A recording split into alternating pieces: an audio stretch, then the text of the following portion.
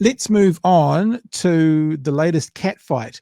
This is kind of hilarious, and I'm pretty confident we know why this is happening. It's handbags at 40 yards between Winston Peters and David Seymour over the deputy prime ministership. Is that what you say?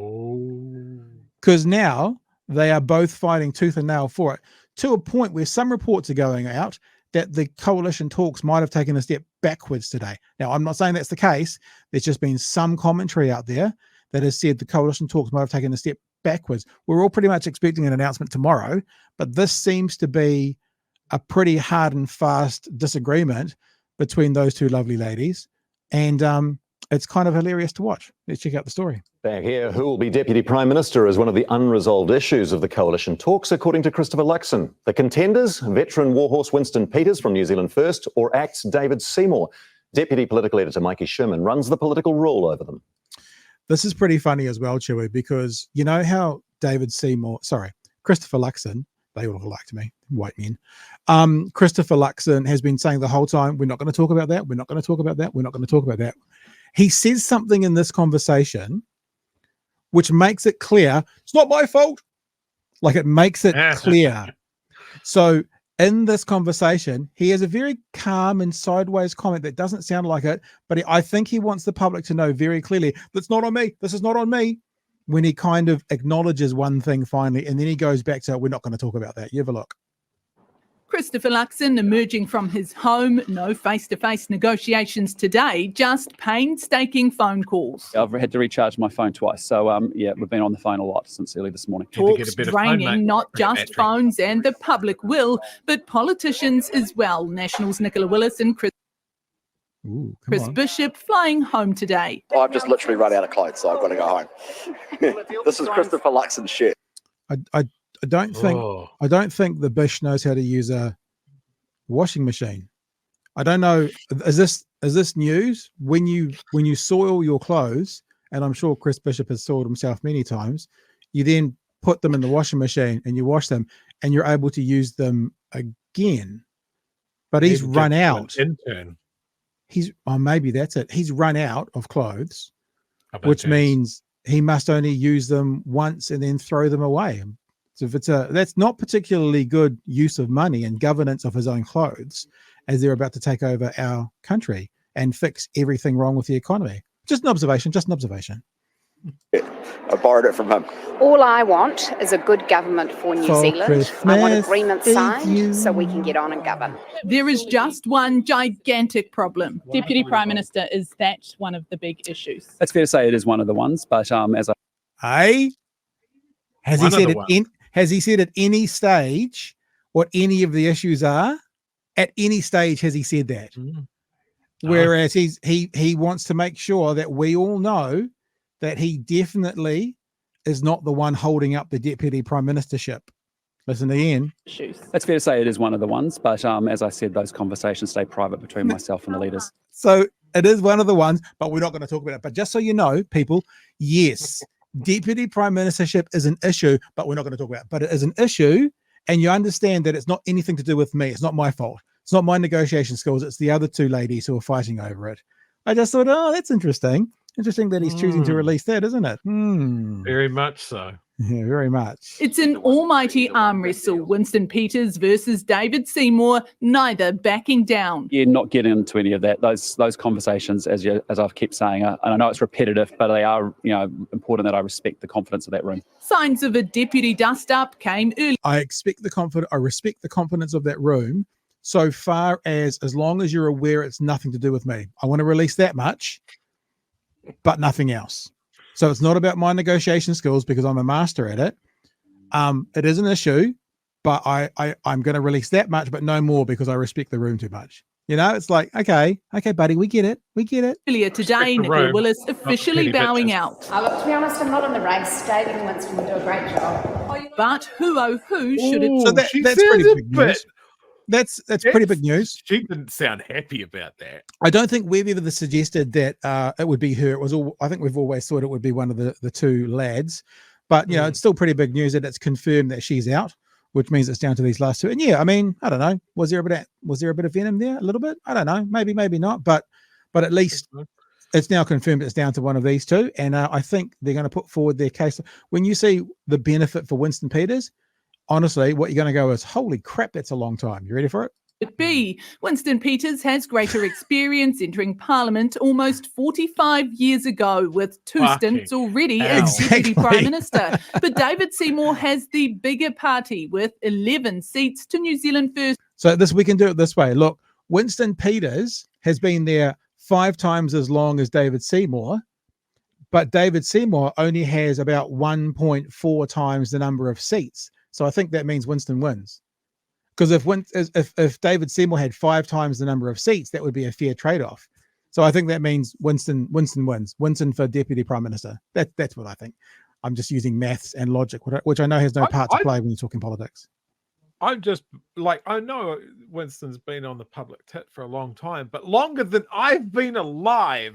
They did say he first entered though. Remember, he's been out of government or out of Parliament twice as well.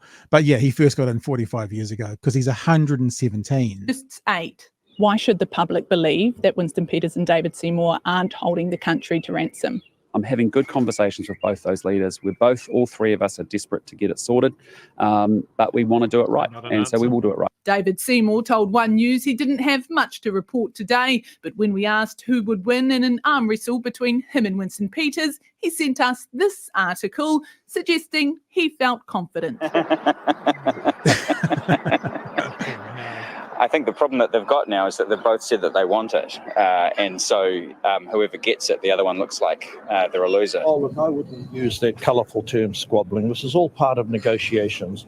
And when the conjecture spills out in the public, it does excite people. For now, it's simply a case of who blinks first as the leaders search for a solution. Just offering up the idea of an arm wrestle. Again, not necessary. What we've got to do is close this government, close these negotiations out. Many hoping they close them out quickly. Mikey Sherman, One News. It is disturbing when you see David Seymour able to bounce off a joke better than Christopher Luxon. I mean, that response from a light-hearted, ridiculously stupid jab was he couldn't even roll with it. I mean, like, credit where credit's due, even though most of the times it's a horrible dad joke, at least David Seymour can roll with it sometimes, and he does better than Christopher Luxon. Just don't say the word threesome to him. That puts him off altogether, Chewy. What are your thoughts? He gets all the tither if you bring up threesomes or thruples or twosomes. It's too sexual. Yeah. Look, he brought up his twerking. That's certainly something. Yeah, we still don't have a government. Just pointing that out. It doesn't matter what Luxon says. He still can't answer the question.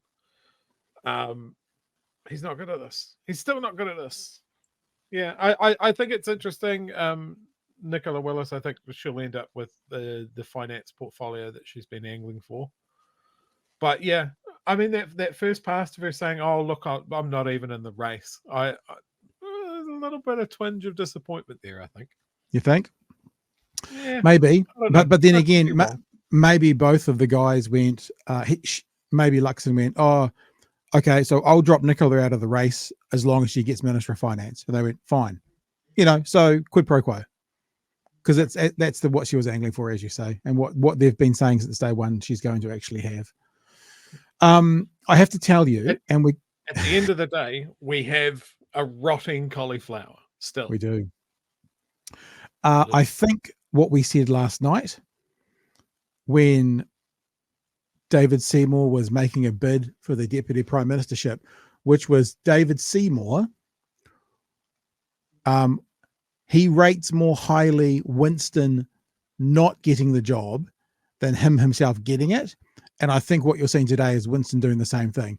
He's desperate for David not to have it above and beyond him having it. So what you've got is two stalemates where the other person is just going, I don't want you to have it, especially now, because now that there's an obvious and known kind of fight over it, whoever doesn't get it is going to be seen to be the loser, and the other one's going to be seen to be the more powerful politician. So all this talk about David Seymour prior to the election, just really wanting to do the job and really wanting to do politics, it is on some level not quite as blatant, but akin to when old Winnie said, I don't want the baubles of office. Now, he never said that, but Seymour made it very clear it was about the job of politics and the job of running the country, no matter what position he had. That's all gone away. Now, it's gone away for one of two reasons. Obviously, he wants the position, but I still think it's more so that he doesn't want Winston to have it. And I think because he doesn't want Winston to have it, that means Winston wants it desperately to make sure David doesn't have it. And yeah, one of them's, they'll sell it as all good and fine and well, but one of them is going to look like one of them's going to be the cuck of the three at the end of this. Hey, here's a question that sort of spirals out of what we were talking about the other day. We spent a lot of time talking about what Winston would be good at. Where's the best place for Winston to land? Where's the best place for Seymour to land? Because I mean, he hasn't really had an area, like he said he would have a go at finance. I think personally he'd be an absolute fucking disaster at that. And if Willis holds her ground and says, no, well, I want it, I think she'll probably get it, because I mean that's basically the portfolio she had in the run up to the elections. So if you're not going to get Deputy Prime Minister, yep, where would you put Seymour? Where's his and I use this term extremely loosely, strength? You're supposed to do that when you say strength. So what you're saying is, where would be best for the country? Because we have Seymour in there. We know he's going to be in there. So where would he be best suited for the country to benefit from it? That's how I hear your question. And I don't know the answer to that. Because what is he? Because it was really easy for us to say for Winston, well, hey, look, he's been Deputy Prime Minister before. He's been an okay Foreign Minister before. But we haven't had that with Seymour. And all he seems to do is be a shit stirrer in the house. And you know, he's done not really, you know, the euthanasia sort of thing, or it's just a dying thing. That's about it. Guys in the chat are saying education because of charter schools. I think that would be a disaster. That's terrifying. Peter here says Minister for Auckland. Yeah, possibly. I'm looking at his Wikipedia right now. He was born in 1983, so he's just a baby. Minister of 80s. Minister of the 80s. Born in 1983, and Seymour joined ACT as a student at university. It's funny how they always complain about the left kind of never having real jobs. Do you know what I mean? You know, like bloody Cindy. The only thing she's ever done at work at a fish and chip shop has just gone through politics her whole life. Bloody Cindy. Listen to this. Seymour joined ACT as a student at the University of Auckland. There was probably two of them in that group.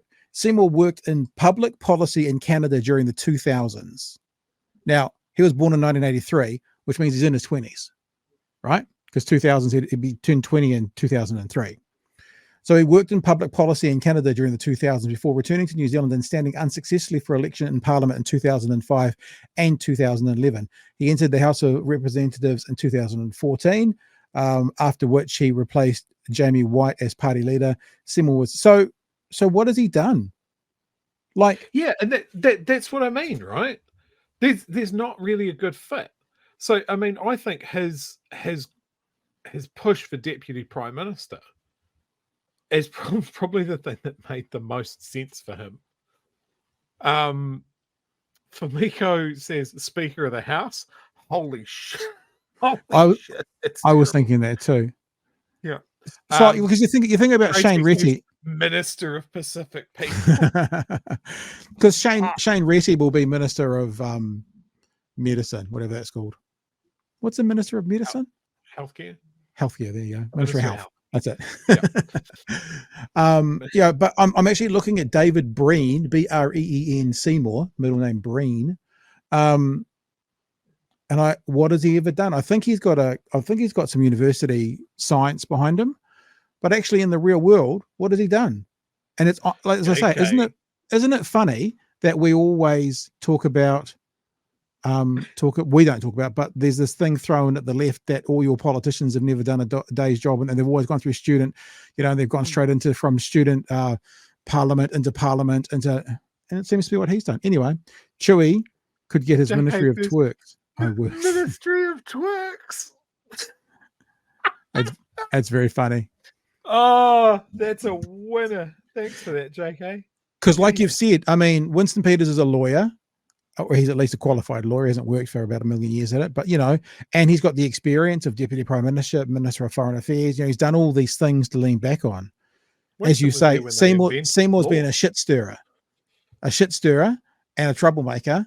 And I mean, to his own end and to his supporters' end, right? And what is he actually qualified to be? I don't know. It's a really good question, and I don't know the answer to it. I think Minister for Twerks is probably the best one. Bring back the Ministry of Twerks. Bring back the Ministry of Twerks. Okay, some super chats that have been coming in. Thank you guys for the super chats. You're very generous. Hey, Spides is with us. Spider Hoof. Good to see you. That is why the Lord of the Lies was calling it a ceremonial role yesterday. Oh, the Lord of the Lies. Thank you for that $20 super chat, Spides. It's very generous. And I think I owe you an email, Spider. Remind me, did I mean to send you an email for the community we're getting together for 2024 and BHN? And also Peter says government MPs will leak like a sieve this term to undermine rivals. That's a really good point. It'll be the most factional administration we've had in years. Is that factional or fractional? Factional? Anyway, I don't know. I'm dumb. Thank you for the $5 super chat, Peter. Yeah, that's really interesting, actually. That's actually a really interesting point. Really, really interesting, because you're going to have, people wanting to one up the other and get ahead of each other. Yeah, imagine this is what we've been saying. Well, what everyone's been saying. How the hell can you expect to have a strong and stable government with Winston Peters and David Seymour in there who hate each other and are proving that right now, that they're also, they're measuring their dicks. I know no one wants to think about that visually, but that's what they're doing. They're also diametrically opposed in the way that they approach government. Yeah. Like, I don't think Winston's ever been like a small government proponent, has he? Like, he's because he's old school. It's they are not going to agree on fuck all. But this is the thing with supplying confidence. Once you've done it, or once you're a part of the cabinet, you can't not agree, at least in paper, even if you disagree. That's one of the things that's so difficult. And I guess that's one of the things why Winston won't let, the foreign buyers tax through, because he can't vote for it. So it has to be said, we're not voting for that before they start. That's what it is.